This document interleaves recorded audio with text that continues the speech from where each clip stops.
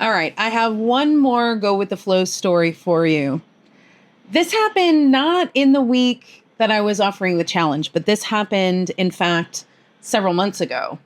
And it was something that my angels had really encouraged me to do, which was to book a flight to Puerto Rico, which is what I did, and just plan nothing.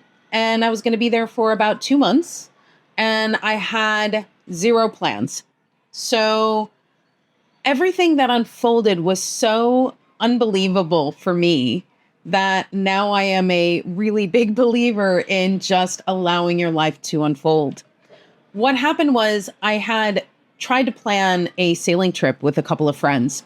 And no matter what we did, it wasn't working. No matter what we did, we were trying to plan, tried to book one cruise or one sailing trip, and then all of a sudden it just wouldn't work out. We couldn't find flights.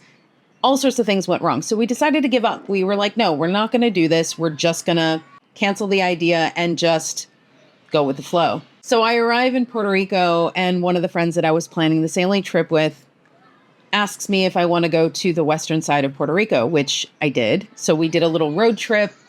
And when we get there, we stayed with some friends. And those friends were like, hey, what are you doing in 2 weeks? And we're like, nothing. We got nothing planned. They're like, why don't you come sailing with us? We have booked a sailing trip, and there were two people that were supposed to go, and they just canceled. It just literally fell into our lap.